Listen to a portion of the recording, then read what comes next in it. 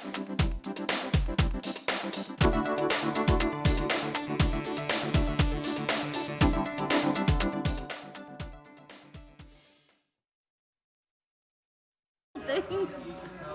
You know, I'm glad to know that I'm not the only person on this board that cannot write.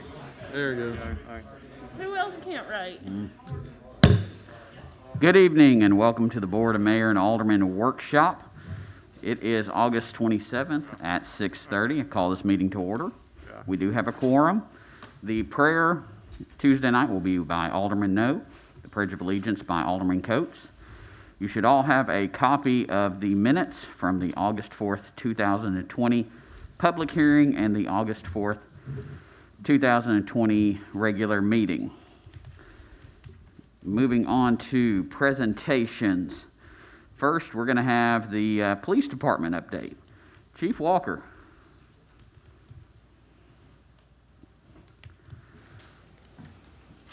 Mayor, Vice Mayor, Alderman, it's good to see you and welcome to our new Alderman. I haven't got to see him. Glad to have you in here.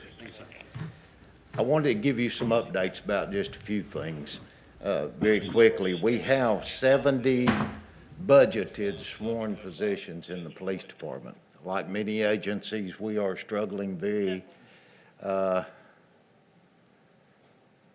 much, I guess is one way to put it, to try to find good people, because we're not going to take just anybody, and we never have.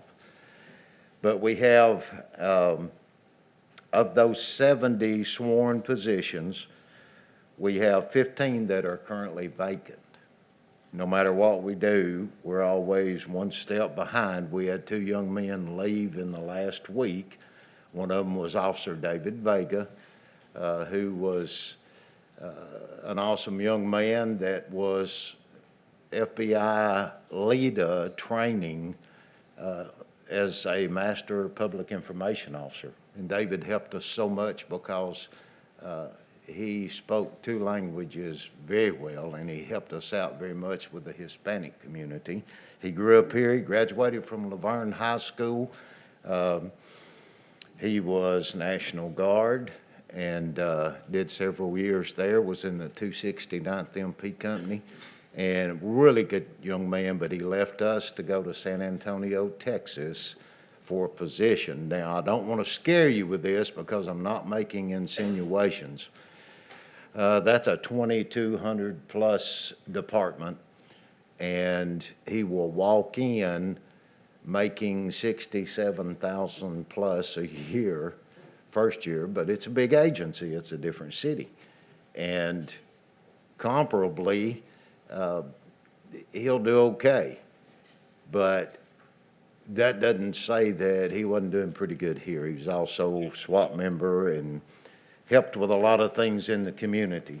And the other one was the other Mike Walker, Michael B. Walker, no relation whatsoever, who left, and after a few years here with us, he decided he wanted to go and be an electrical apprentice.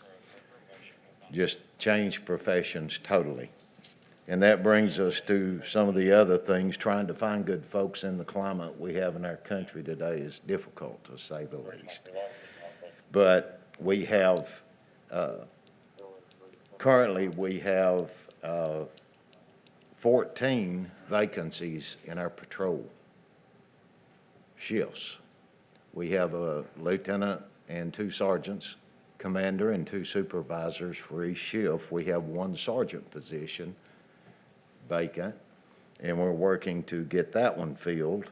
And then we have 13 or 1 whole shift's assigned number of people that are vacant. Now, the good news is we have those vacancies, and we have 3 that are currently in the background phase, which means they've gone through the written test and the physical agility test, and they're in the background phase so that we can find out if they're good folks or not, and then send them on through for the psychological evaluation and the medical.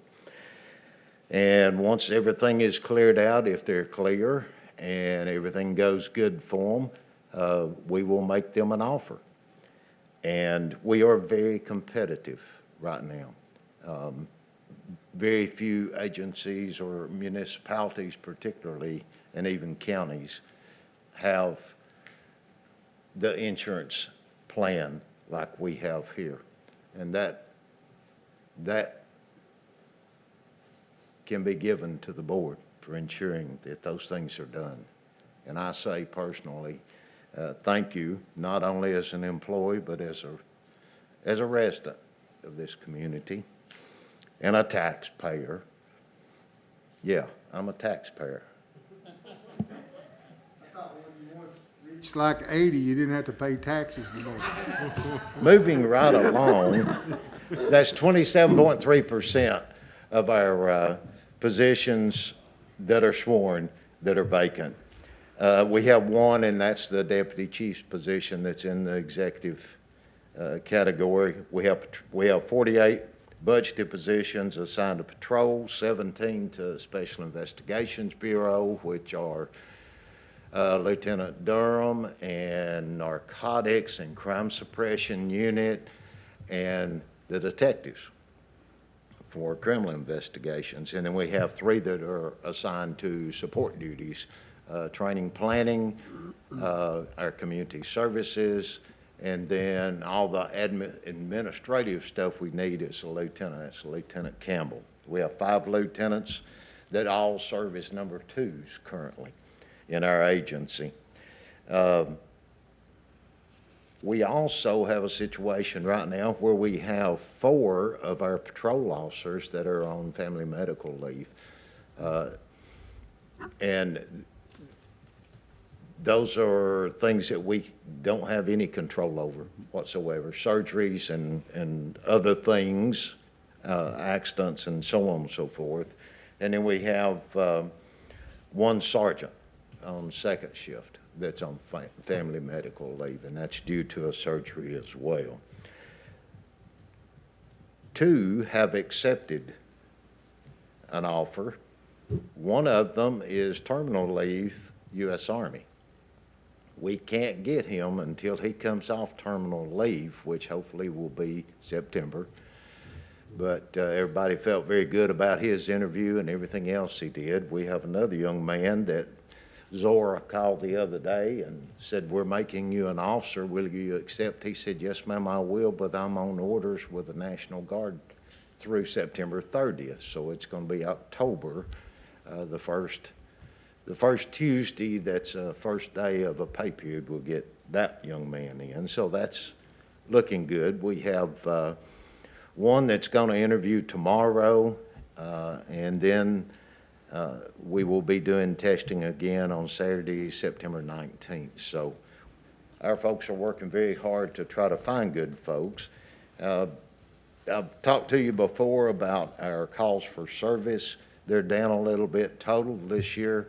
Some of them not so much. As a matter of fact, our domestic calls are actually up. Yeah. What have we been going through since March? And unfortunately, when people are home together sometimes too much, they don't act nicely toward one another, and we have to be involved in the situation. Last year, we had 2,392 total Group A crimes that were reported to TBI. This year, we're a little bit less than that through the month of July. We probably won't be able to see the August numbers until after Labor Day. We might be able to see them at the end of next week, but I doubt it. Usually they're the 5th through the 7th or 8th before we can actually see what has been submitted that TBI accepted, and they say, okay, this is, and we've dealt with that. Now I want to talk about those folks. Those some of the finest people I've ever worked with in my life here at the Vergne Police Department. I had a lot of people say, "Why do you want to go there?" 9 years ago. I knew there were good people here. Come here a minute, Vicki.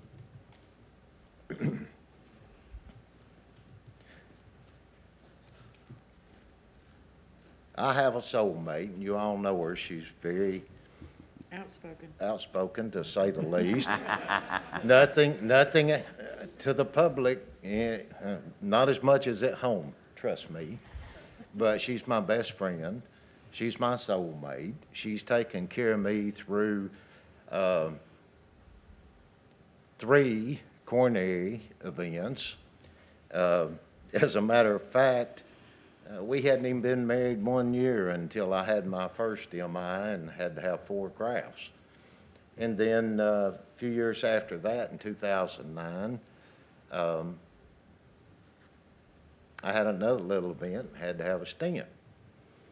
And then I was really tired back in 2010. As a matter of fact, September the 3rd, 2010, I retired from that third of a century career with THP. And things were rocking right along. 6 months later, I had to get a job somewhere. There was one open here, and I was offered a position as Director of Public Works. I knew a little bit about water, streets, and sewer. But what I didn't know about water that I knew from pushing it and the hydraulics of moving water from being an old volunteer firefighter and engineer and tower operator, et cetera, I thought, okay, got a cousin that runs the water treatment plant in my hometown, Dunlap. He was a level 4, level 5 operator. I didn't know a whole lot about sewer as such, but I had another cousin that was manager over the sewer treatment plant for the city of Dunlap.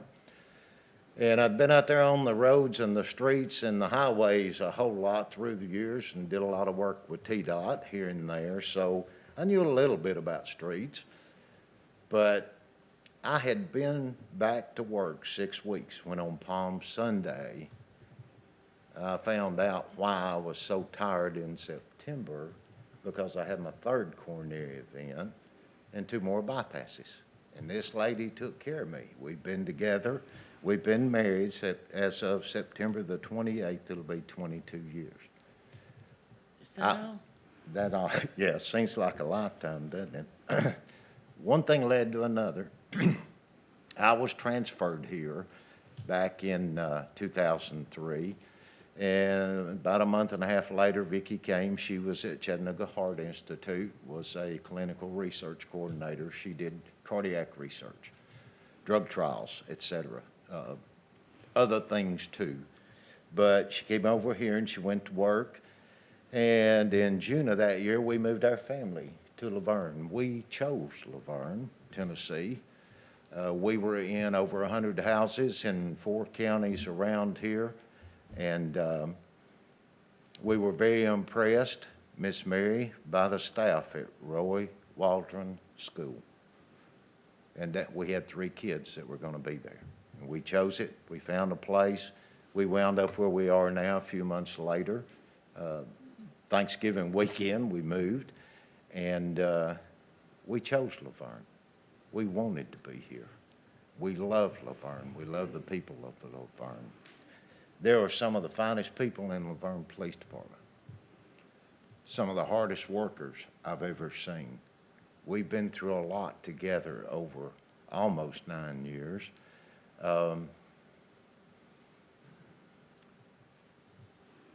We've had a lot of things with family within the department, with calls for service that have affected our department. And some of the greatest folks in the world. September the 3rd is when I retired from THP. Back in '77, I graduated from THP Recruit School, September the 9th. Saturday morning, after Vicki and I talked and discussed it quite a bit, that 2 weeks at the beach together, spending time all day, every day together, I realized a lot of things, but I also realized a lot of things here. In a little over 2 weeks, I'll be 67. I've worked hard all my life. I've given everything I could, everywhere I worked. I started working on July the 1st of 1967. I was 13 years old, 50 cents an hour in a restaurant. I grew up in a small-town funeral home. I actually started working a whole lot earlier than that, helping haul flowers and clean up after there was a funeral, etc. But I'm tired. I can't remember things like I used to. I can't do things like I used to do. Vicki and I talked about it at great length, and she said, it's your decision. I sent a text Saturday morning to tell Jason and Bruce, forgive me for not being formal, because I've known both these guys a long time. I won't use titles. I sent them a text, and I told them effective close of business September 7th, I'm retiring. And I want to say thank you to this board for all the support that I've seen you give to the Vergne Police Department. You've been extremely supportive. All the boards, all the way through. When I came here, there were 41 or 42 positions, and now we're at 70 sworn, and we're up to 21 non-sworn, even though we got vacancies in dispatch too, because you can't find good people to put there who can do the job. Vicki approved. The honeydews may start killing me again, but I don't think I'm going to go back to work again. But I love this city. I love my coworkers here at this city, some of the best folks in the world. And I want to say thank you. I want to challenge you. Now that I'm retiring, I can come and sign up to talk for 3 minutes. That'll never happen. And so can Vicki. And so can Vicki, yeah. But I'm still here. I'm still a friend. I will be a supporter. I'll continue to support the men and women that work here for our city, for the citizens, because their hearts are in the right place. What we do for ourselves dies with us. What we do for others in the world remains and is immortal. Albert Pike, Albert Pine, Robert Pine, those three can be credited with that statement. That is and has been the mantra of the Vergne Police Department for the past few years. And when things came up recently about changing and modifying and getting to the point where we certified our use of force policy, that it meets the model policy of the CALEA and also Tennessee Law Enforcement Accreditation Program through Tennessee Association of Chiefs of Police, of which I'm proud to be a member of. We didn't have real far to go.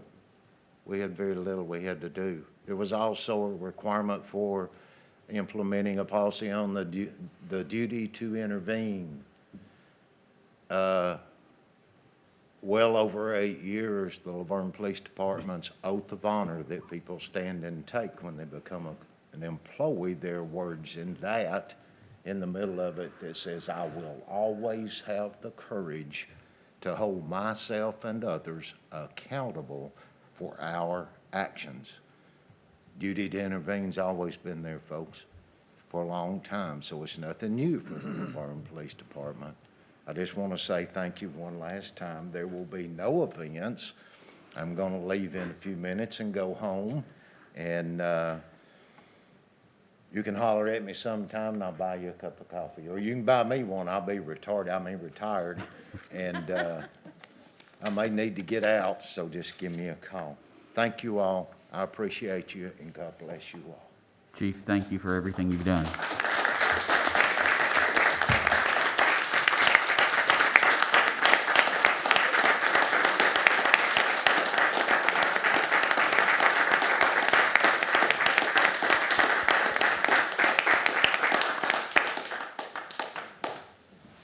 Well, that will certainly be a hard act to follow. Yes, it will. Yes, it will. Wow. Moving on to our next presentation, the Parks and Recreation Master Plan. David, are you kicking this off? I can. Mayor, Vice Mayor Board, as you guys are aware, several months ago, we brought Reagan Smith on board to update our Parks Master Plan. I think the last time it was updated in 2006, 2003. So it was well overdue. This is a kind of vision of where we would like to go in the Parks Department as a city. Over the course of the last several months, Kevin and his firm have held several public meetings to get input from the citizens to see what they'd like for us to provide for them. There are several surveys out there that we still request citizens to fill out. You guys have the master plan. With that, I'll turn it over to Kevin with Reagan Smith. Thank you, David, and pleasure to be here, Mayor, Vice Mayor Alderman, and city staff. It really has been a pleasure to work with all of you, and especially want to acknowledge Alderman No as in his role with the Park Advisory Board and how much he's been integral to helping us with the master plan. Also, hats off to Mike Walker and Vicky. I used to be their neighbors. So, great people, and it's a testament to, Mike's sharing with us the values of this city. And I think that one of the things that is important for the quality of life is your Parks and Recreation Department and the things that you have in that nature. So, as I said, it's been a pleasure to work with you. And this plan is not something that is 100% complete. If we need to make adjustments or modifications, there is certainly an opportunity for that. We do feel like we've got a plan that's very solid. It's very complete. But as I said, we're all ears if there's things that need to be adjusted. So don't feel like that opportunity is lost. So what you have in front of you is the whole master plan, but we've kind of highlighted some pages because I know you didn't want to go through, each and every page in exact detail. But if you would, on page 3, you'll see the project schedule. And I just want to point out to this, as David had mentioned, we have had a lot of stakeholder input. We've had a public visioning session. We've had public inputs and park advisory input meetings along the way.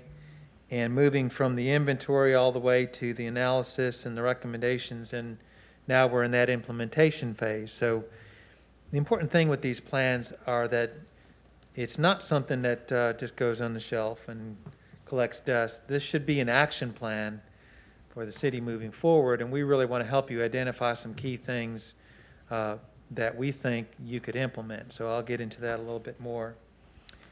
Next page we've kind of targeted is on page 20. And one of the things we really wanted to mention as part of the master plan effort was we wanted to look beyond just the boundaries of the city itself.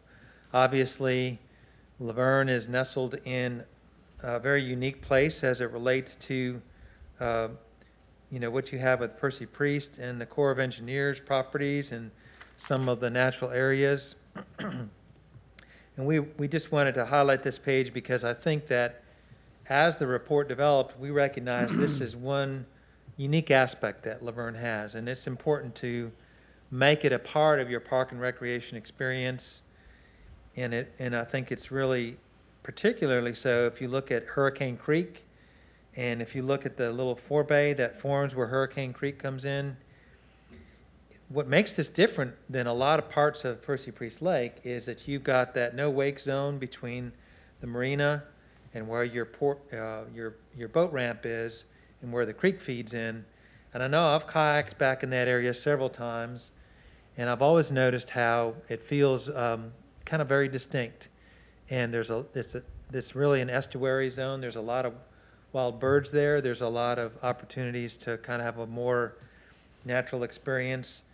We think that's something that you should continue to make sure you enhance, connect to, and even an opportunity for some branding and some recognition as a city as it relates to that unique aspect. So the next thing we'll flip to here in the report is on page 26. As I said, we wanted to make sure to include kind of some thoughts on what's going on, not just with Laverne, but what's happening regionally, what's happening in the park and recreation world, and what trends do you want to start to consider that sleeve into your unique components of Laverne. One thing we've seen is regionally and nationwide, there's really a need to identify and acquire as much land as you can related to parks and recreation. That's something that, as your population grows, as the metro area grows, you can never really plan too far ahead. And that is one thing that our report highlighted, that ideally, in a perfect world, by 2040, Laverne would have another 300 acres of parkland to add to their systems. And that's a trend that we're seeing really nationwide. And the reason I highlight it is because I know a lot of times that seems a little overwhelming, but I think the key is you start planning now and you acquire what you can and you figure out ways to partner, to provide for that type of growth in your park land as your growth in your population matches it. Another trend that is very prominent is the understanding that parks and recreation are critical to our health and wellness. And I think we've seen that very much so with COVID-19. The understanding that open space and parks and recreation become very important to the resiliency of a community. And they become very important for when people are looking at a community for a quality of life, they identify that as a health and wellness issue as well as just having fun. So the good thing about that is, and I'll tap into some of the grant opportunities here in some of the pages that we're going to look at, but the good news is that the Department of Health has recognized this too. So the Department of Health is working along with TDEC, with the Department of Environmental Resources, and saying that, we're a part of this game as it comes to recreation needs, that health and wellness are important. The other thing that is a trend that everybody has realized, and it's very true for Laverne, is that you can't do this alone, in the sense that it shouldn't be just on the shoulders of the city itself to provide for recreational needs and for opportunities and programs. This is something you're going to want to partner with and continue to partner with. So anytime you can leverage collaborations and partnerships, it's very important to identify those things. And it's very important that the city staff has the resources that they need to make sure that volunteers and partner organizations are seen as kind of part of the park and recreation team. And the last thing I'll highlight here on this page is just the trend that outdoor recreation, and that includes hiking and biking, kayaking, even outdoor environmental education, is very much on the upswing and very much seen as an important part of parks and recreation. We all know that our athletic leads, the ball fields, and the opportunities for youth to be involved in very formal athletic programs, that's always going to be a part of what you want to provide. At the same time, what we have heard, the number one thing that people look for when they move to a community is, where can I walk and bike, and where can I get out and just enjoy the opportunity to socialize in a setting where there's like greenways and trails and just open space. So that's very much something that I think fits well with where your community is positioned, as I mentioned, in relation to all the Corps of Engineers land and the natural areas that you have around you. Just briefly, I'll touch on some other trends that we're seeing. lacrosse and field hockey and soccer and even things like rugby, ultimate frisbee, which is kind of like football with a frisbee, if you will. Those are all things that are also trending upwards. And the beauty of that is a lot of times if you get open space where you can mark out these fields, anything that can function as a multi-purpose field can facilitate a lot of these growing sports. So you don't necessarily have to commit yourself to just one of these growing trends. A lot of times you can get a multi-purpose field that meets more than one of those categories. All right, the next page I want to highlight in your report is on page 36. We felt like it was important to identify some of the public feedback that we got at the stakeholder meetings, at some of the public input meetings. These, you'll see the categories that kind of had the higher votes to them. As you'll see there, canoe and kayaking was very prominent. Also, the idea of a splash pad has been very popular.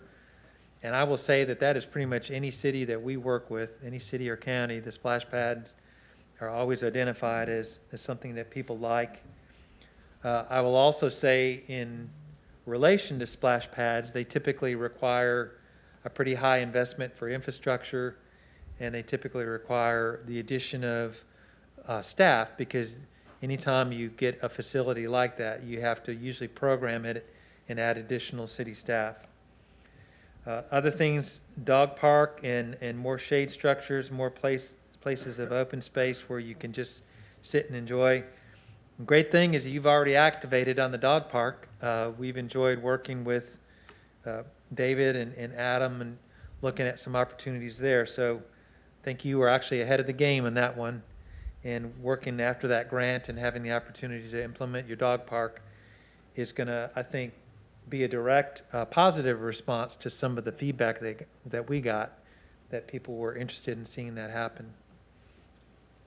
Another thing you'll see is, anything related to, here again, a lot of the outdoor activities, greenway and biking has been popular, climbing structures.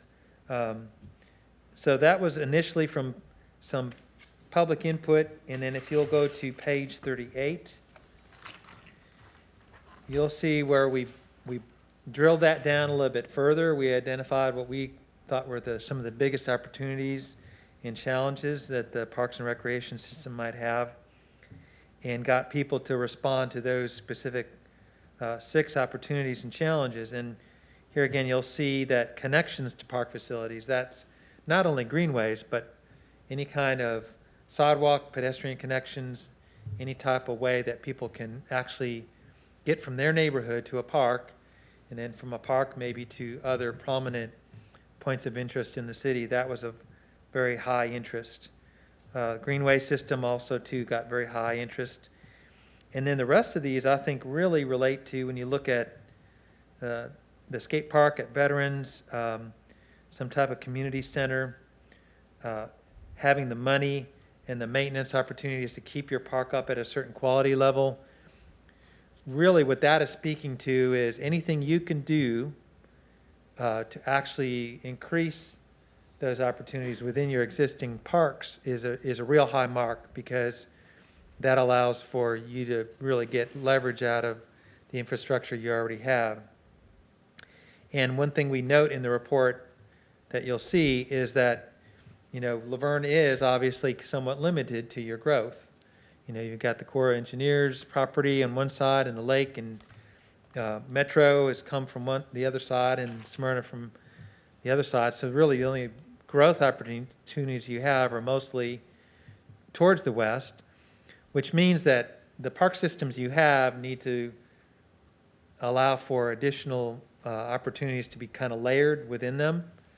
And you also make sure that anytime you look at your budgets, operations and maintenance should be just as important as new capital ventures, because what you have is going to experience more and more pressure as the population grows within kind of your limited city limits. So there's more that I want to get into here on page 42, but before I do, I know I've been talking a lot, and I'm going to pause a little bit just to make sure that what I've shared with you so far is making sense, and if you have any questions, please let me know. Is everything, I have a question. I didn't ask you this at the Park and Rec meeting. I have to go back here and find the pictures where it had all the stuff from different locations around the country. Are those just pictures that from random, or are those ones that you've actually been to or helped do or anything? Sure, that's a good question. It's a mixture. Some of those places are places we've been involved in designing, and some of those are places that are noted for whatever type of park experience we're trying to highlight. Particularly, did you do the one in Jonesboro? I did not do the Had one in, indoor farmer's market type thing? no, we were not involved in the Jonesboro one, but we have been involved with the farmer market efforts in Murfreesboro and in Kingsport, Tennessee. Okay. On 35, where you've got the Park and Rec survey respondents, Yes, sir. 376, how did you do your respondents? I'm sorry, what was the question again? How did you get your feedback from the respondents? Right, okay, great question. So what we try to do with this survey, this is a digital survey that's online, and there was 376 respondents to that survey, and that was posted onto the website for Parks and Recreation. And also, I know some of the Park Advisory Board members made sure to try to notify their constituents about that survey. So that's a survey where you literally just go in and respond item by item to those questions, and then we highlight, what people thought was the most important pieces of Park and Recreation that they wanted. So what we'll do is we'll do that online digital survey, because not everybody shows up to a public meeting, right? And that's a good way for people that might just have a brief moment just to get online, fill out that survey, and still include it in this report. So we layer the digital survey with public input sessions along with key stakeholders. And then the fourth piece is kind of like, what are the general standards that Park and Recreation facilities have nationwide? We kind of take all four of those things and layer them together before we give you recommendations. Did that answer your question, Yes, it Alderman did. Thank Jones? you. Okay. We're still doing that too, aren't we? That survey, I believe, is still available, is it not, David? Yes. They probably had 50 to 100 come in just from Yeah, I thought I saw it. So that's something we can update even right to the end before we make the final draft of the report, and include any additional input we get from that digital survey. That also relates, Alderman Jones, to the pages 33 and 34, all the way back to 31. All of those graphs, all those charts are information that comes from that digital survey. And as I said, I know I'm giving you a kind of a thick book tonight. If there's anything you see in there as you dive into it a little deeper that you have questions about, we can certainly look at any of those details in the future as well. So 2 questions for you. Yes. With your walking trail, as far as the mileage on that, was Brookside Park considered in that? I know it's a park, but it's really more of a walking trail on that one. Was that included in that mileage? It was, yes. Okay. And we identified that park as a good opportunity to kind of some low-hanging fruit if you add some more facilities there, because people will come there to walk. Mm-hmm. And then when they do, if you could add additional amenities for even, picnic shelters and maybe a playground or something, it's really going to stack your functions. And within then, the park. can you walk the board through the composite demand and service map analysis? Yes. 39? Yes, absolutely. So I'm glad you brought that up, Mayor. So if you go to page 39, Another tool that we use in addition to all the surveys that we take in those 4 components that I mentioned is that we will map out in your city where people live, work, and play. And the places that overlap for that, we call kind of your heat zones for where you really want to make sure you have park and recreation facilities. So if you look on that map on page 39, you'll see we've identified all your existing parks and your greenways and put that little dark dashed line is relative to what would be typical for that type of park to serve. And you'll see that, what you have on the northeast side of 70, we've got pretty good service when it comes to park and recreation needs. If you look on the other side of 70, and I think on, that side of 24 that's on the southwest side, you'll see that we've kind of identified some gaps. And especially as your city's growing on that side and you're going to continue to see infrastructure go in, what's going to be really important that is at the same time you're looking at water and sewer and emergency service protection, that as that part of the city grows, you consider parks an important part of your infrastructure. And the other thing we noted was as much as you do have some services that are provided through the Greenway and Hurricane Creek, really the Lake Forest area, given the density of population in there, could also use, I think, some additional services. So that map is really good at geographically kind of identifying maybe some gaps that you would want to try to fill in the future. I'm glad you brought that up, Mayor. Any questions about that page 39? Okay, so I will go now to the last 2 pages. Page 44, this is really a summary of our recommendations. This is the page that I like to say if you're in the elevator and you want to give the elevator speech and someone says, what came out of the Park and Recreation Master Plan? This is a good page that you can flip to and explain to people. And we broke it out into facilities, programs, kind of economic opportunities and partnerships. And we think really the 3 big ones when it comes to facilities that warrant a lot of focus are expanding your greenway, and especially out to Hurricane boat ramp, some type of large community park, both, as I said, like on the Lake Forest area, and also something on the south west side of Laverne. And one of those community parks, and when I say a community park, that's really at the level of what your Veterans Memorial is now, kind of your flagship park. You need to have probably at least one more of those in the next 10 years. And ideally, you'd have some type of indoor community center along with that. So that's item 2. And then item 3 is really just making sure that your neighborhoods have their local parks incorporated into them. And I know that there's some talk about increasing maybe some of the development fees that would come towards park and recreation. And I think that's a very fair thing because those neighborhoods are going to need that type of infrastructure, and they will also add to the home values of those neighborhoods. And so that's really item 3 is make sure that you need your big parks, but you also need your little parks that are very easily accessible by your neighborhoods. So that second column with programs, continue to expand your programs that you have. We think soccer is one that you could add. That's probably something that needs to be done in partnership. Like I said, don't try to take it on all by yourself. Find some volunteers and some organizations that can work in tandem with you. And then continue to expand your outdoor recreation opportunities because that is so popular and because you have some very unique surrounding things that you can tie into that aren't even necessarily managed by your city.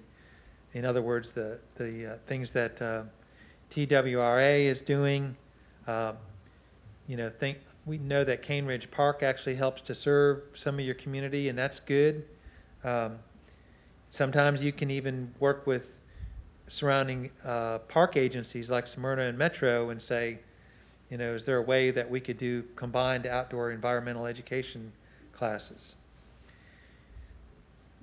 Item 7, 8, and 9 in that column are really talking about the need to continue to work with state agencies for some of your grant opportunities. And I think the three big ones are TDEC, TDOT, and the Department of Health.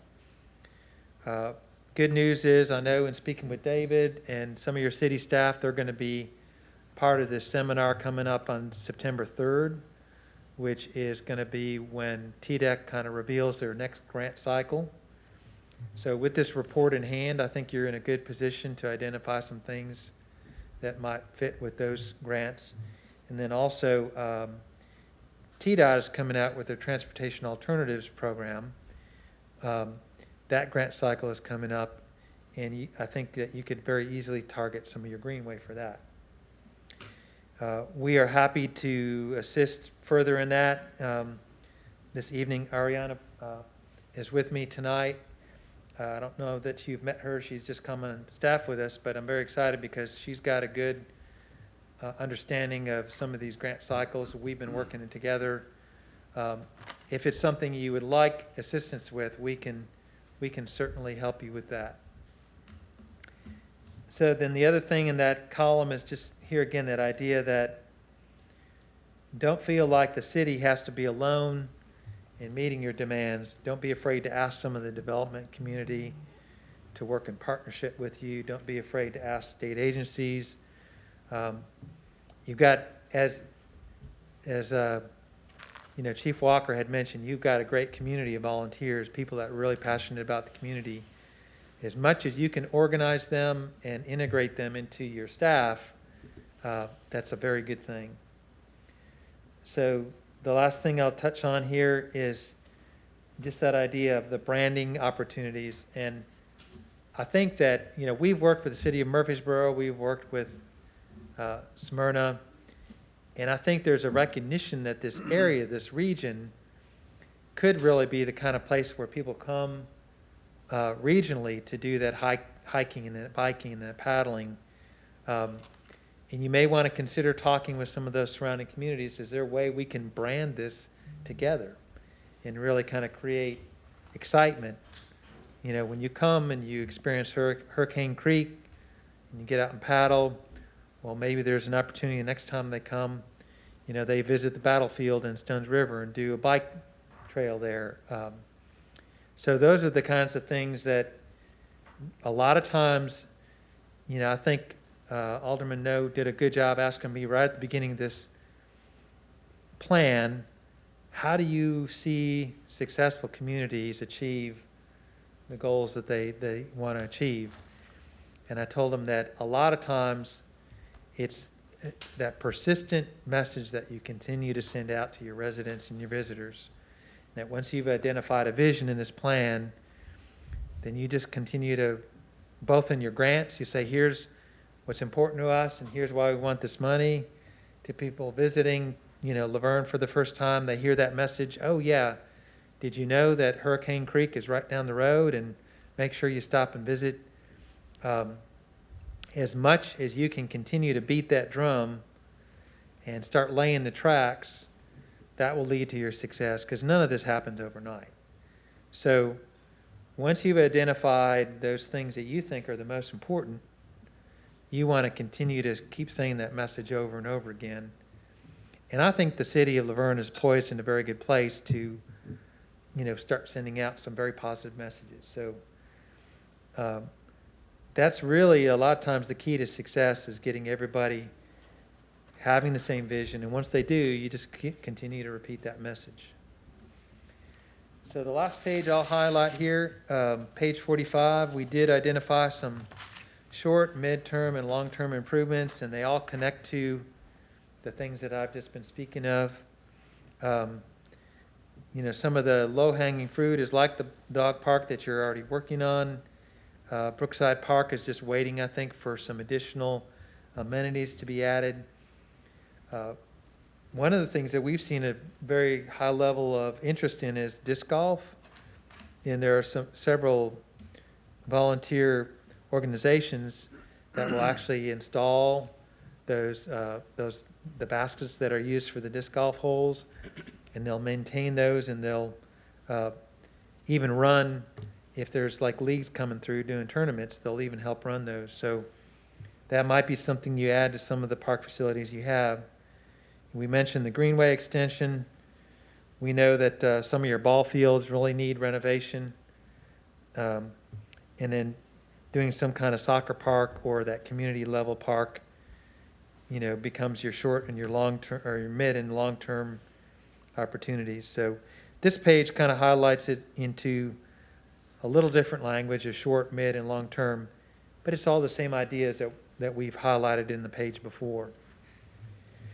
So I've been doing a lot of talking. I'm just going to finish with that and try to listen to all of you a little bit and see if there's more information you might need or questions you might have. How was our rapport, Bruce, with the Corps of Engineers? So, go ahead. No, I mean, you probably know better than I do. The problem Okay. with the Corps of Engineers is they change hands every 2 years. So once you build a relationship with somebody, they go somewhere else in the country and you have to kind of almost start over. So that's an issue that we have had to deal with. But, you know, I think we do have a decent relationship with the Corps. We have been working with them on several different items. And one of them is the trail to the boat ramp. So, Well, I was just going to say, I know my conversation with them, they have a new person in that position who is very favorable to the idea right now of partnering with Laverne. And I think the city staff has done a good job at trying to get some actual easements identified. And given that there's an old roadbed there, that helps a little bit. A lot of times, the thing the Corps of Engineer gets a little nervous about is anytime you're disturbing a natural environment, the impact that might have. In your case, you've got an old roadbed, so it's not like you would be changing a lot of things dramatically. I think it's just more enhancing what's there. I think that the timing is good, you know, to try to continue that dialogue. And I know conversations I had with TWRA and the Corps of Engineers were both on a very positive note. I'm excited to hear that about David and them doing the grant thing, because I know we've talked about that. That's a huge plus for this. At least it's in the start. But my next question is, if you had to prioritize, let's just say 3 of these, which 3 would you say is probably? I think the Greenway is an easy one because it's so popular and it's serves so many different things, like we said, both the health and recreation, and it connects people to the parks. So that would certainly be one. I think expanding some of your existing facilities, like at Brookside, I think would be another one. You know, take some of the land that you have and the key parks that people already like to visit and add more elements to them. And I think the third is that long-range idea that you really need another big community park somewhere. And that takes a little time to fashion out. But, you know, getting a target for that now, I'd say, would be very important. Because if you get another 10 years down the road, you know, you kind of, you've lost that opportunity as things continue to develop. Any other questions?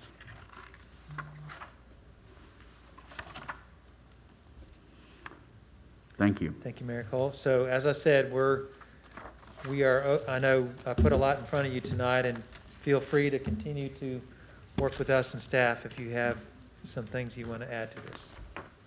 Absolutely. Thank you.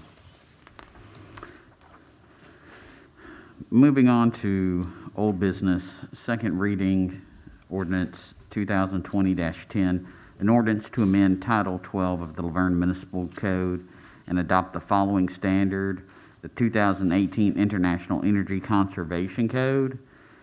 This is second reading, and we discussed this last month and the month before at length. So this is essentially just adopting that energy code for building standards. Randolph is not able to be with us. He is at continuing education courses today and tomorrow. But if you do have questions for him, I would urge you to give him a phone call or shoot him over an email, and he will respond to those. Does anyone have any other questions about this? Number 5, second reading ordinance 2020-11. An ordinance to amend the fiscal year 2020-2021 general fund budget. And this is in regards to the police department HVAC unit that went out, a vehicle for the deputy fire chief, Parks and Rec position as well. Any questions? Moving on to number 6, second reading ordinance 2020-12, an ordinance to amend the fiscal year 2020-2021 streets capital projects fund budget. And this is the AMTS project. Any questions? Number 7, second reading ordinance 2020-13, an ordinance to amend the fiscal year 2020-2021 police impact fee budget. Any questions about this?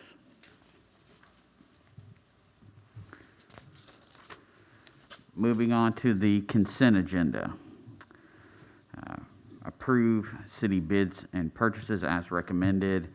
We have a bid for the city fiber optic network expansion. This was what we discussed back at the budget retreat and budget process, where we were looking at using some grant money from the state to improve the internet connectivity for city structures. The bids went out, and staff is recommending the bid with, let me hop back over here, United Communications. And that bid, the construction cost is $552,462.18. There's a 20-year maintenance agreement. And if you remember, this grant that we received from the state was a little bit over $800,000. So this definitely comes in well below that. God, that was the longest thing to read on that email Bruce sent. Whew. Does anyone have any questions about this?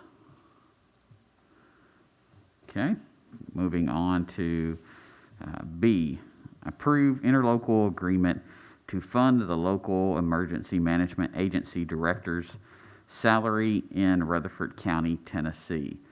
This is something that kind of developed from some conversations with the mayor's caucus, where we realized that pretty much the EMA director position was a handshake agreement for years and years and years. And so we needed something formalized, something in writing, and that's what this does. And it puts into writing the funding levels, how it works, renewals, and that if any party decides not to participate, stops funding their portion, rather than it just being redistributed to the remaining municipalities, it terminates the agreement as a whole so that a new one can be worked out. Does anyone have any questions on this? Moving on to C, accept the warranty deeds and temporary construction easements for intersection improvements at Waldron Road and Rock Springs Road. This is one that's been a long time coming. There is a new development, I believe it's Gwynn Farms, that's coming in on Rock Springs Road right at the end of Waldron. Several hundred homes. Part of that is that they would be making some road improvements, including the bridge on the Laverne side. So we have no money in this, but this is basically improving that area and that intersection. They're gonna take out that little bridge. They're going to do a lot of road work to that bridge, so probably expanding it. That'd be nice. Will be. especially with no money involved. Well, that's the way we like to do things if we can. So moving on to D, approve a master services agreement and statement of work with First Main Street Insurance LC for the design, management, and administration of insurance and self-insurance programs for the city of Laverne. This is our annual contract for insurance coverage. The company changed its name to First Main Street Insurance, but this is our standard contract with them. I have a question on this. Is this health insurance or is this structure insurance or It's our health benefits package. health? Okay. Any other questions? Okay, moving on to E. Approve application for a road block to be conducted for the Shriners Hospital for Children from 9 a.m. until 2 p.m. on Saturday, October 3rd, 2020, with a rain date of Saturday, October 10th, 2020, at the intersection of Murfreesboro Road and Stones River Road. We've seen this before over the years, just the Shriners raising money for the Shriners Hospital. I love that. Any questions? Okay, moving on to new business. Ordinance, first reading ordinance 2020-14, an ordinance to amend the fiscal year 2019-2020 Parks Capital Budget Fund. This is just over $8,500 that was spent on the Bark Park. Any questions on that? Moving on to number 10, Resolution 2020-11, a resolution of the City of Laverne Board of Mayor and Aldermen to declare property owned by the city to be surplus to the city's needs and directing disposal of the same. This is for 35 Paul membrane modules, and of course we're doing quite a bit of work with the water treatment plant, and this will either see those sold or disposed of. Any questions? Moving on to number 11, Resolution 2020-12, a resolution of the City of Laverne Board of Mayor and Aldermen to issue a special event permit for Old Timers Festival to be held on October 16th and 17th of 2020. This ties back to where we passed that beer can be sold and consumed in the park, and this designates, of course, whenever we pass that, you have to designate the events as a special event. That's what this would do, and it is covering both the 16th and 17th. Is there any questions on this?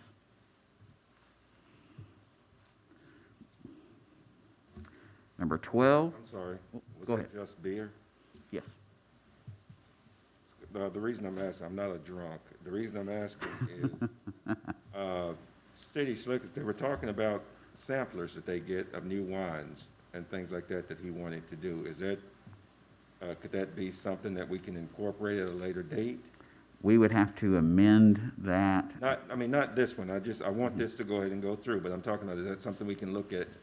Yes, we would just need to amend that ordinance that we passed earlier in the year or late last year to include wine or other drinks. It specifically lists beer. Okay. Mayor, if I may, when it comes to liquor, the city does not regulate the sale of liquor.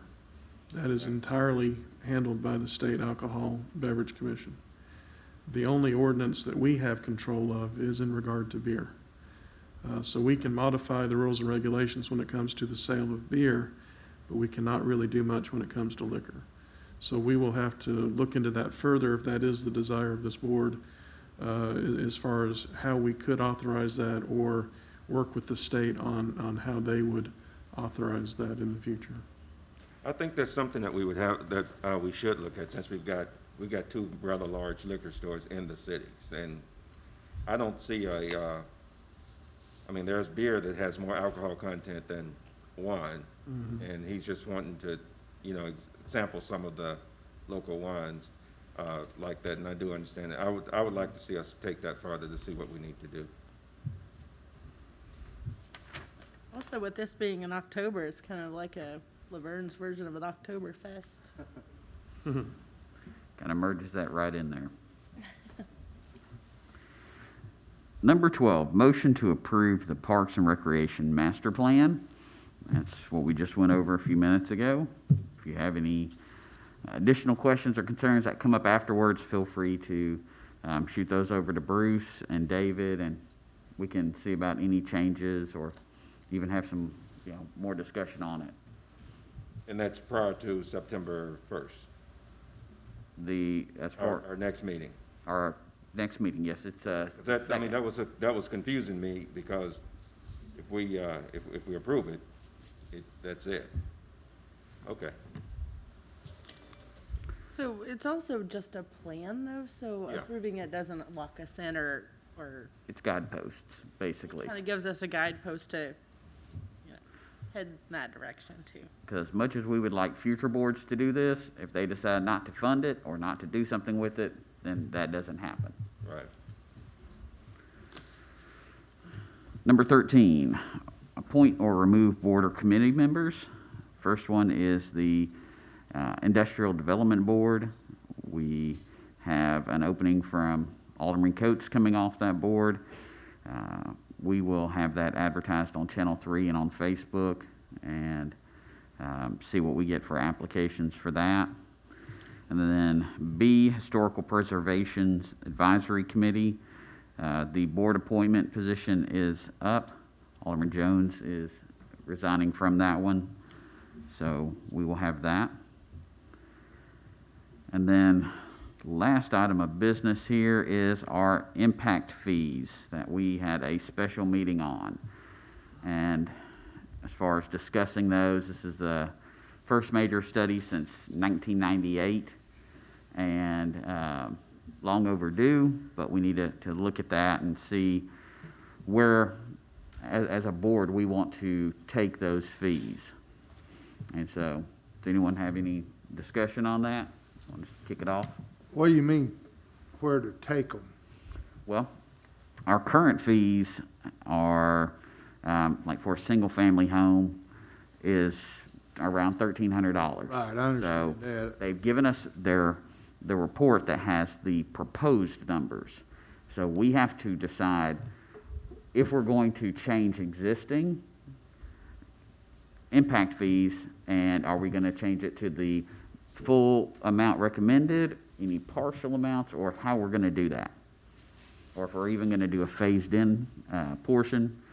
I can say one thing from the special meeting that I particularly liked and would like to see brought into this is both indexing for inflation and setting up something where, again, this is kind of a guidepost because it's up to future boards to do this, but to set up a resolution or an ordinance to repeat these studies every 5 to 7 years, so that we don't get into a situation again where 22 years later we're looking back and saying we need to go and look at these.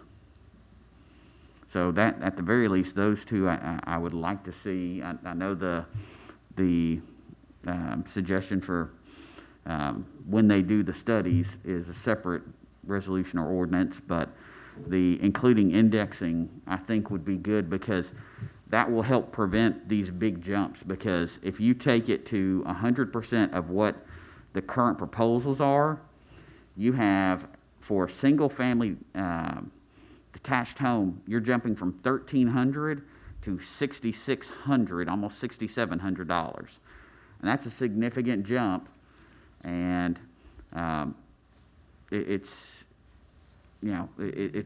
a hard pill to swallow. But if we index it for inflation, then of course that's going to gradually go there. And if we can, as a whole, set up a fees table, regardless of whether it's the impact fees or any of our other fees that we have as a city, we can adopt those each year with the budget, versus having to go back through the municipal code and update it that way each time. It's something that puts it in front of us every single year and puts it in front of future boards each year. That's definitely something to consider, especially, just for instance, one of the line items that we normally implement in the budget is a cost of living increase for our employees. Well, the cost of living increases to cover the additional expenses of living at the same level when things are getting progressively more and more expensive.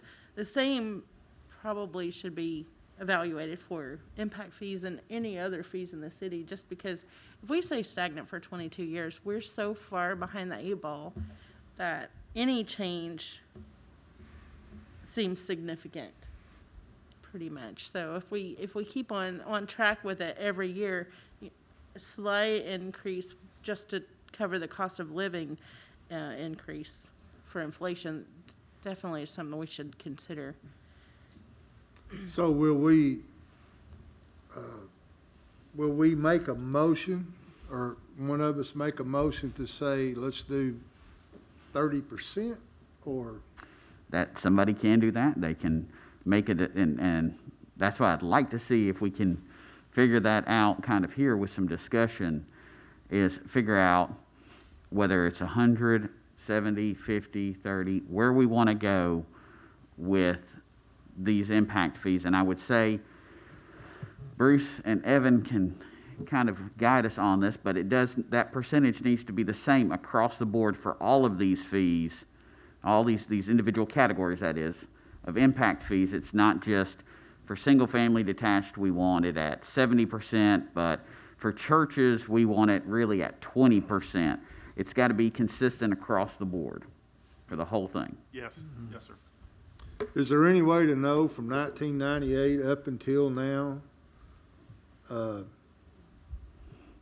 percentage of the cost of living that's went up according to these rates? Yes, Is that there are different indices. I know the Wall Street Journal has a calculation. You can go back and look at the inflation rate over a given period of time and run the calculation. Adam may know. okay, I didn't know you knew this, Adam, I'm sorry.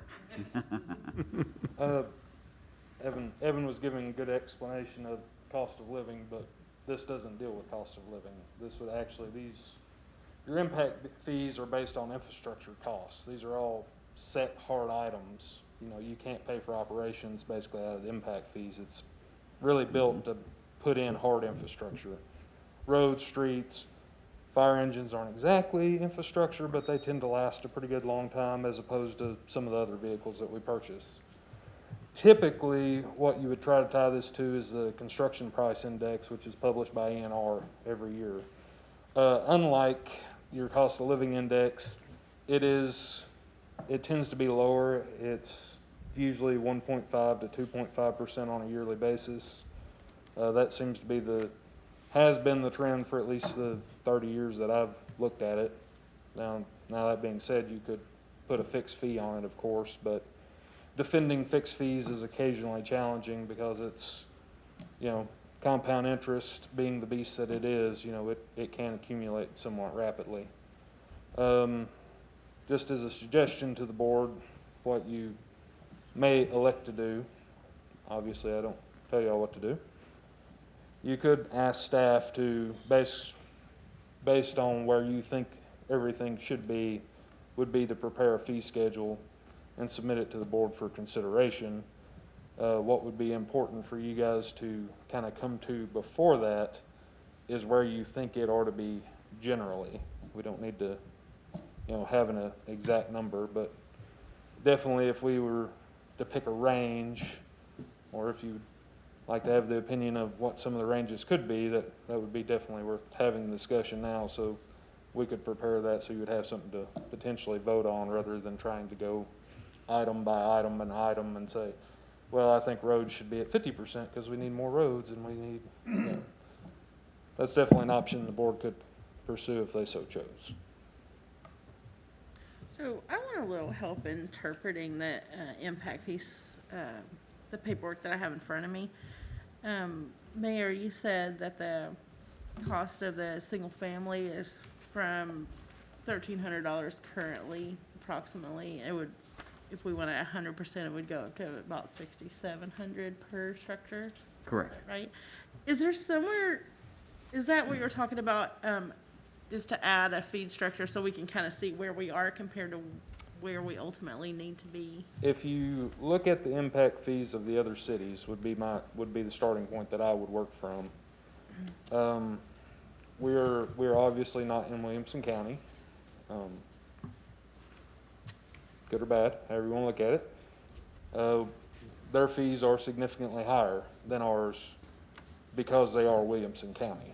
Now, that being said, if we match Nolensville on our impact fees, the developers will probably elect to just go to Nolensville because, well, it's Nolensville and, Williamson County School Districts, although I think ours are great, Williamson County just has that reputation. So that being said, do you want to go higher than Williamson County? Obviously not my choice, at direction of the board, but I will say the developers would revolt and there'd be, there's not a whole lot of them around here, but there would be a few of them with, pitchforks and fire looking for you anyway. The other option is, of course, you look at Smyrna, which is kind of in a similar position to what we are, wherein they have not updated their fees in 20 years, but their fees have always been higher. Now, we could, of course, basically match Smyrna and say, okay, we're going to raise all of our fees to match Smyrna, then implement basically a yearly cost increase tied to the construction price index. That's definitely doable, relatively straightforward in our pricing and our structure. Now, of course, with matching Smyrna, I don't believe, and just because I don't have a study in front of me, I know they don't have fire fees, and I'm fairly certain they don't have police. Correct. So, fortunately, our fire fee is relatively low. So, are they going to be super upset if we put that at max? I sincerely suspect not. But that's just my opinion, of course. That's that's an option we could pursue for kind of setting the bar, so we can basically be anywhere between Smyrna and Nolensville. That's really your options that you want to look at. Once again, how much heartburn developers get, I get paid regardless, so it is what it is, but they do, serve the community and building homes for people to live here, and most of the time we don't want to pull up the ladder and be the last one in. That's just my opinion, of course. Right. Well, the fact is, as we increase impact fees, it also increases people's mortgage payments. when they Correct. do The move in. So, impact fees are tied directly, they're passed directly to the homeowner. There's no, developer does not eat costs. That's not the way the system works. right. Now, fortunately, home prices in Laverne were significantly cheaper than Metro Davidson, which would actually be our kind of competition, so to speak, for the type of buyers that we're attracting for the most part. We're more or less in line with Smyrna. So, I mean, basically going up to Smyrna rates wouldn't necessarily impact the city in a harmful way, in my opinion. Once again, my opinion, real estate agents, developers, everybody will have their own opinion. Once again, going to the far extreme and saying, okay, we're going to adopt the Nolensville, Spring Hill, Franklin rates, well, they'll just stop developing. Because basically at that point, we've added $6,000 on a home that you're not getting any additional square footage for, and it's very hard to justify that as a homeowner and say, okay, I'm perfectly content paying $50 extra a month for something I don't get to live in on a mortgage payment, of course, over 30 years. What we have to be concerned about, obviously it's a shame that we've not increased the prices such a long period of time. However, if we increase the price too much, we have a real concern, as Adam said, of scaring builders away. And with the state of builders now in the city, we're having very, very few single-family homes come up. I don't want to increase it too much where it scares them away and push them somewhere else. At the same time, we have the issue of balancing up the impact fees to do the roads and the infrastructure that we need. So my comment would be that then we need to get staff to do some more research and get some more details to us to make a more educated decision. I kind of agree and disagree with a lot of it, because the thing that stuck in my head is all these years and how much money this city has lost because we've not kept up with that. And I know now it's kind of back when the taxes got raised. It wasn't raised forever, and then, and then we've lost all this money. As far as people moving over to, as you said, Nolensville or something, I think there is some truth in that, but I think once the initial impact fee is paid and then you start living, then your taxes are lower over here, so I think a lot of people would think about it like that. But I'll be the bad guy here, because I think you wanting somebody to ask, and I'm going to ask you, what do you think we should raise them up to? We asked Randolph about something, and he gave us a straight answer, so I'll ask you. My personal recommendation as the city engineer, so I'm speaking in my role as city engineer, would be that we match Smyrna and tie it to that construction price index. Eventually, that construction price index, even at 2.5% a year, will catch up to a certain degree. But the thing I want to make, which is usually the way these things work, as soon as one city does an impact fee study, the next city next to it does their impact fee study. It's kind of the same way what happens when we do our salary studies. If Laverne does a salary study, Smyrna does a salary study the next year, and they're 50 cents higher. That's just the way this animal works. So the good thing about this is, per the law in the state of Tennessee, your impact fees have to be based on a study. We have a study.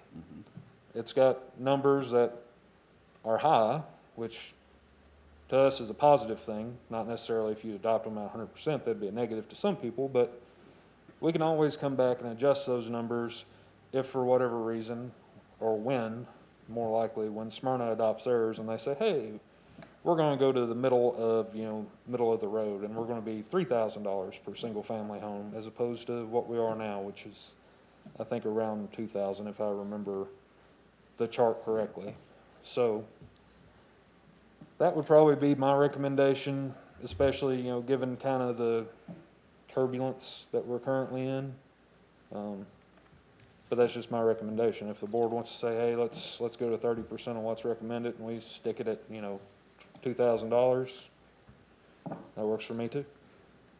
But as you say, Mayor, it's not, it's 30% for everything. It's not just.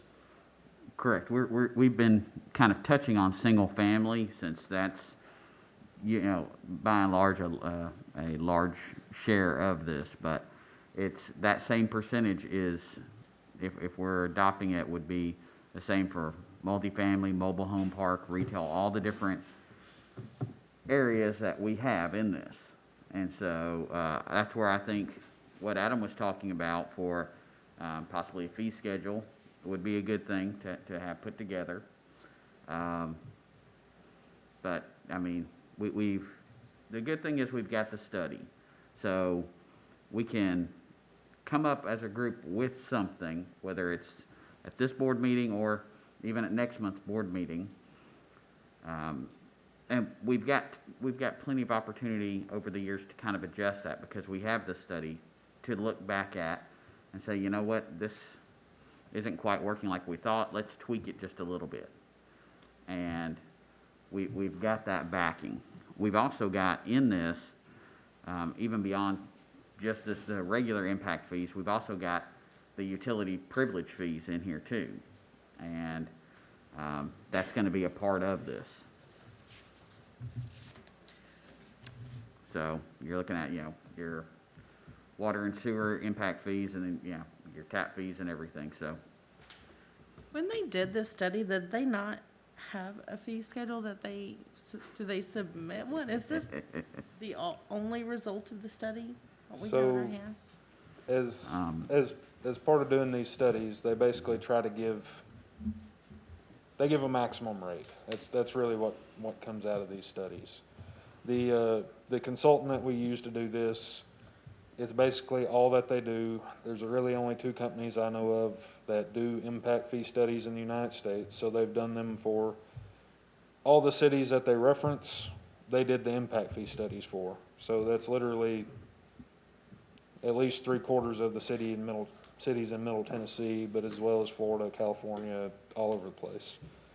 So that's the reason they give the maximum rate, of course, is that it is up to the board to determine what is adequate to the community that they're within, which, good or bad, however you want to look at that.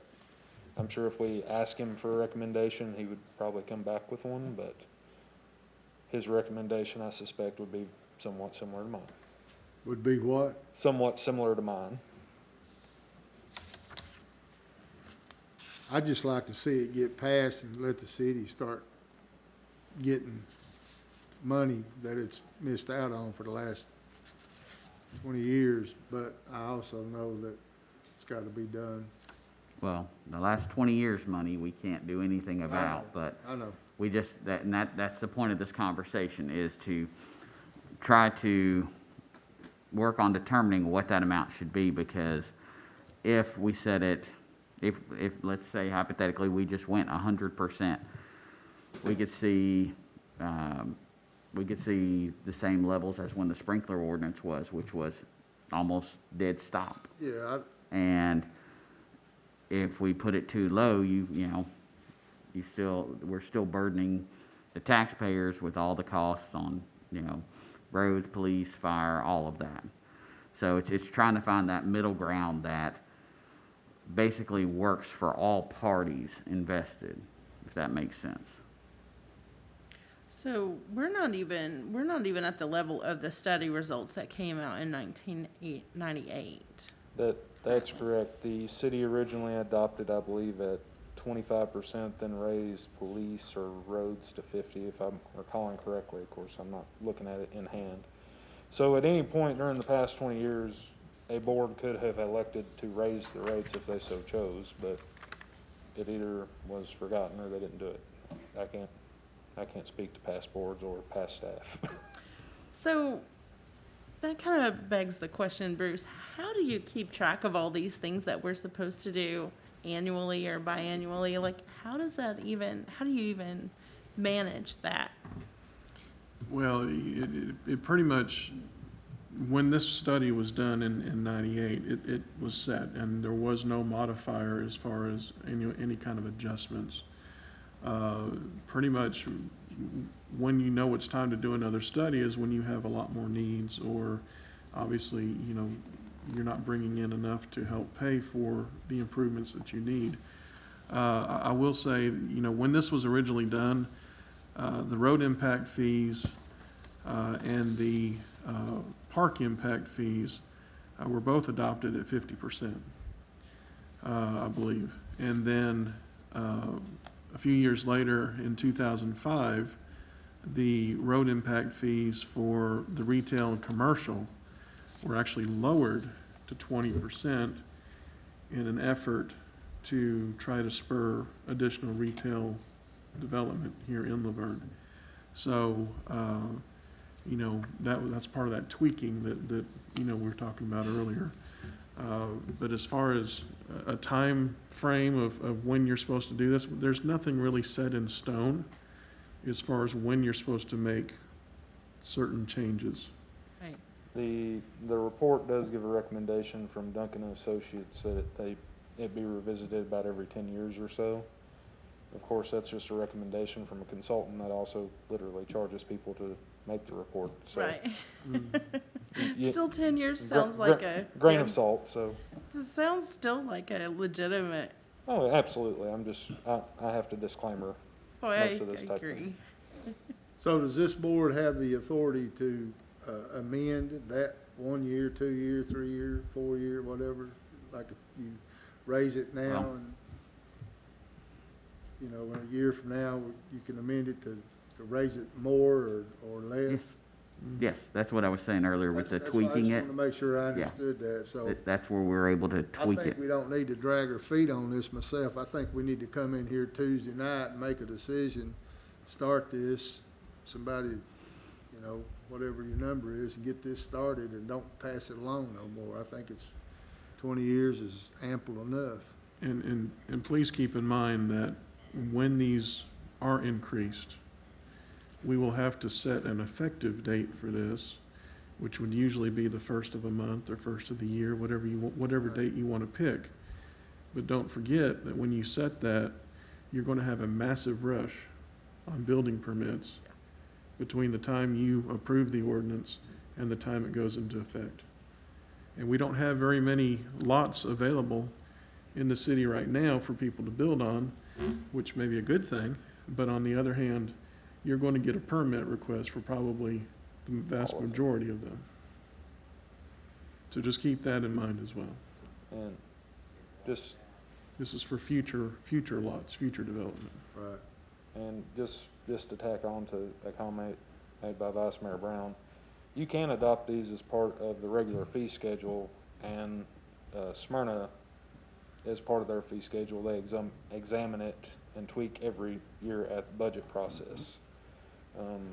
Several cities do that. They did it at the county that I worked at. There was just a master fee schedule that we adjusted yearly. So basically, you'd have it in, whatever board was up here would have it in hand every year to examine, and we'd have the backing of a relatively fresh fee study to justify whatever tweaks, and of course a year's worth of data to say, okay, well, we lowballed ourselves, or we made it a little too high and everybody stopped building. So that's definitely an option available to the board. And with that fee schedule that was mentioned earlier, one thing I'd like to see included in there, which I know Bruce and I and Kyle and I have both spoken about, I can't remember if we've spoken about it, Adam, or not, but also our permit fees. All the fees would be condensed into that and reviewed yearly. So whether it's your rezoning fee, your building permit, all of it would be right there for us each year to be able to review.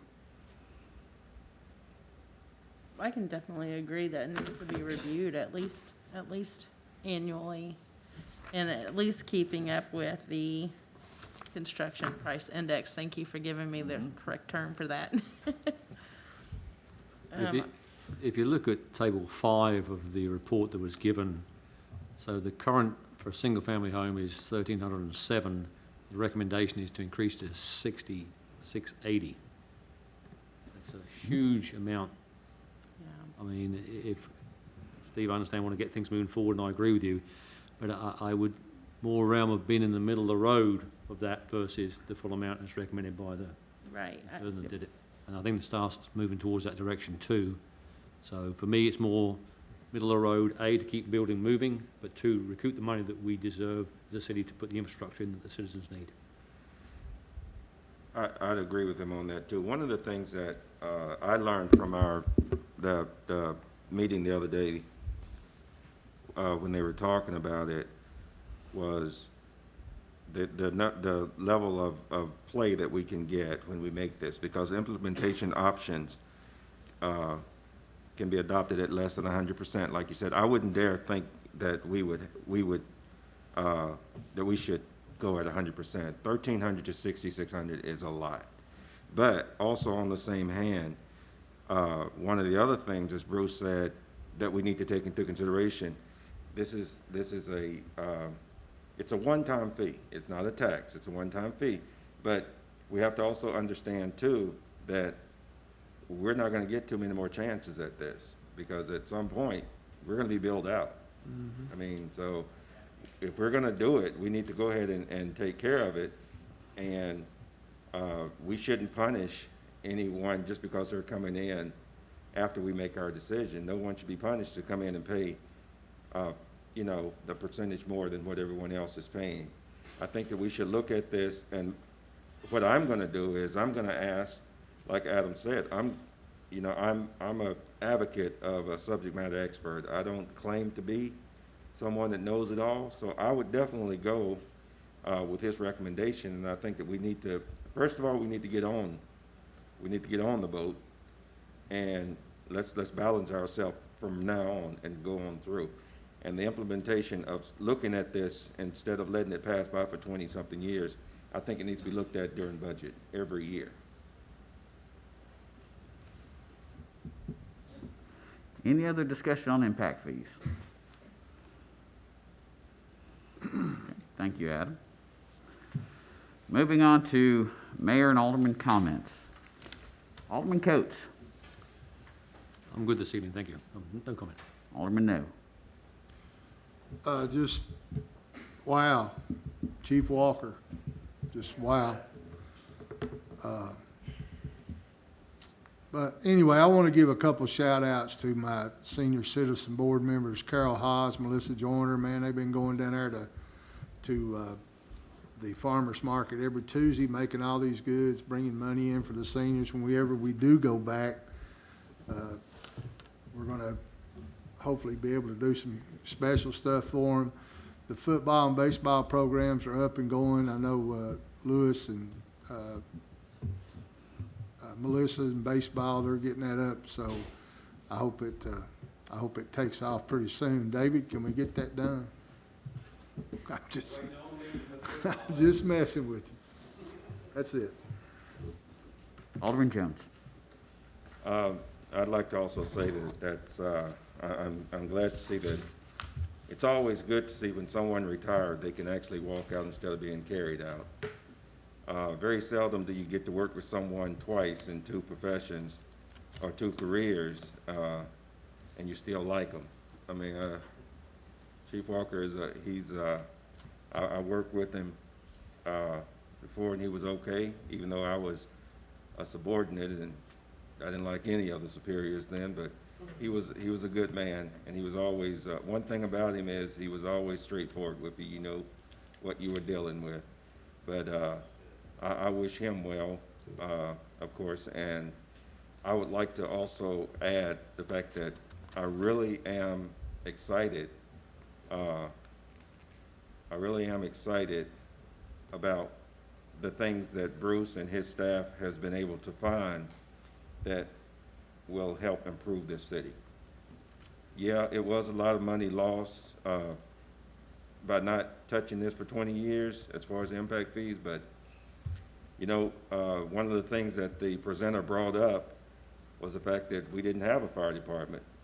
And if I'm not mistaken, I think it was only 2 police cars at some point. So that's probably why over the 20 years you didn't have to worry about it, because it wasn't an impact.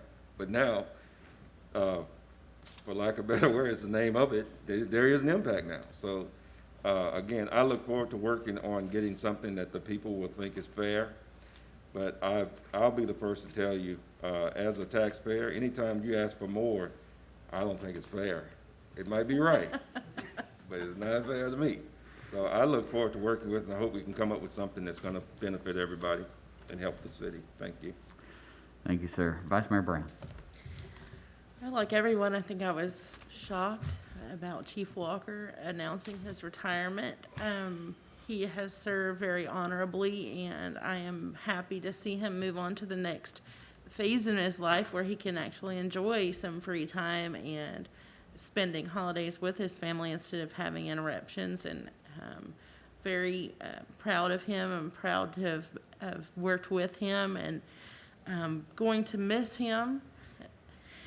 Also, I'm really excited about the Parks and Recreation Master Plan that we were presented with tonight. It's very comprehensive. It includes a lot of studies and research from people right here in Laverne that has submitted the survey results. We're already working on some of those projects, and I just think it's great to have a plan so that we can start applying for those grants. Now we have the study to back that up. We have community involvement to substantiate it as well. So the interest is definitely there, and hopefully we'll be able to get some of those grant funds so that we can move forward with various projects to help improve the connectivity to the parks and the Greenway system.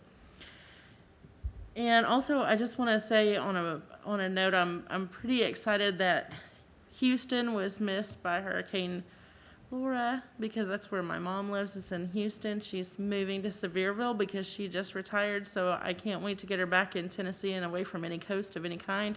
But prayers with people in Louisiana that are suffering from the effects of the hurricane. It's a pretty serious situation there, and I hope everyone stays well. Thank you. Thank you, Vice Mayor. Again, we want to definitely echo the prayers for everyone being affected by Hurricanes Marco and Laura, and everyone in between that's getting hit with all the storms. Please definitely be careful over the next few days. They should be moving into our area. Chief Walker, that hit me like a brick whenever that message came in. About 30 seconds later, his phone was ringing. And I've known Mike for years, well before any political aspirations. He's a friend, he's a brother. And he has restored so much faith, honor, integrity, and the reputation of the Laverne Police Department. I don't think there is a soul that could disagree with that. For that and much more, we are so thankful for what he has done for this community. So, with that, I call this meeting adjourned.